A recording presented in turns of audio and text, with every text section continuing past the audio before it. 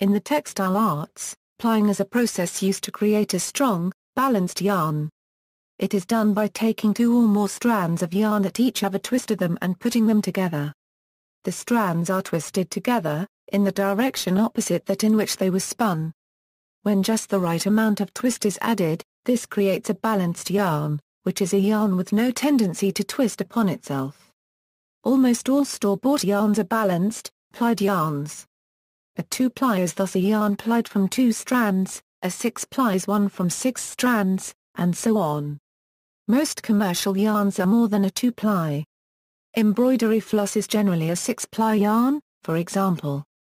The creation of 2-ply yarn requires 2 separate spools of singles and either a lazy kate or something to hold the spools in place.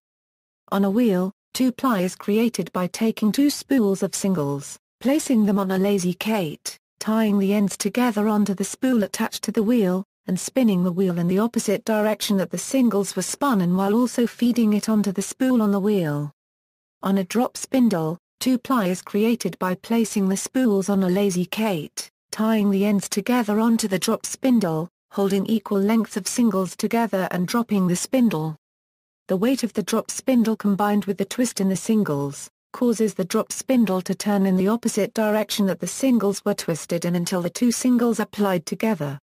Plying hand-spun yarns.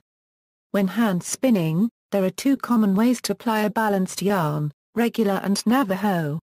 When spinning fleece into yarn, you must first scour the fleece, remove the vegetable matter, card or comb it, and then spin it into singles. These singles are then used to create the finished yarn in a process known as plying. The purpose of plying singles is to strengthen them so that they do not break while knitting or crocheting them.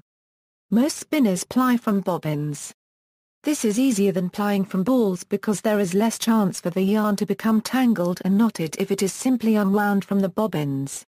So that the bobbins can unwind freely, they are put in a device called a lazy kate, or sometimes simply kate. The simplest lazy kate consists of wooden bars with a metal rod running between them.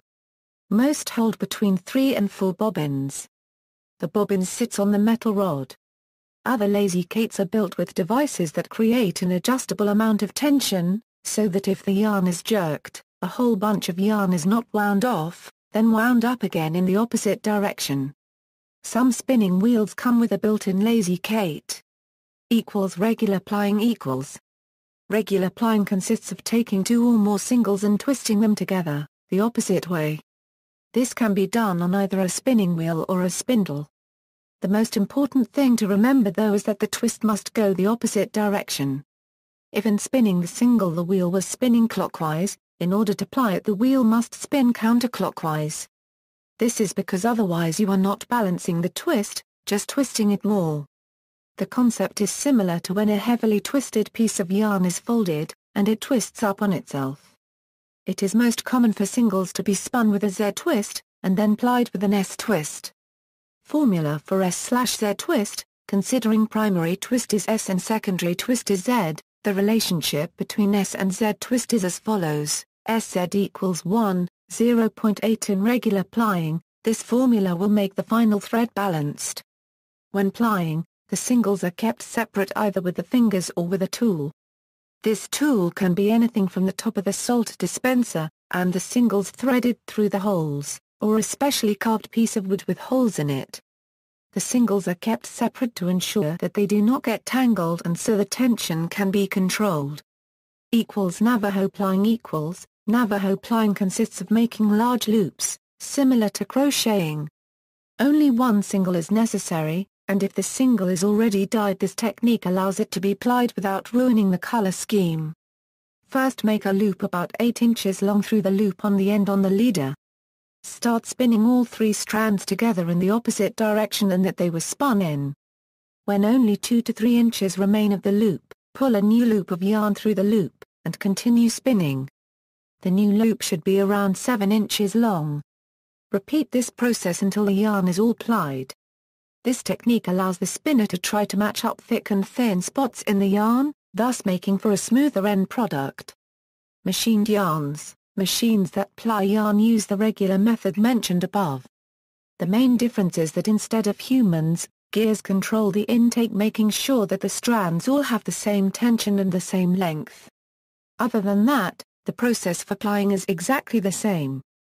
Novelty yarns. Many novelty yarns make use of special plying techniques to gain their special effects. By varying the tension in the strands, or the relative sizes of the strands, or many other factors, different effects can be achieved. For example, when a soft, thick strand is plied against a tightly twisted thin strand, the resulting yarn spirals. Another example is buckler copyright, which is a yarn where one strand is held loosely and allowed to make loops on the other yarn while plying. References. External links.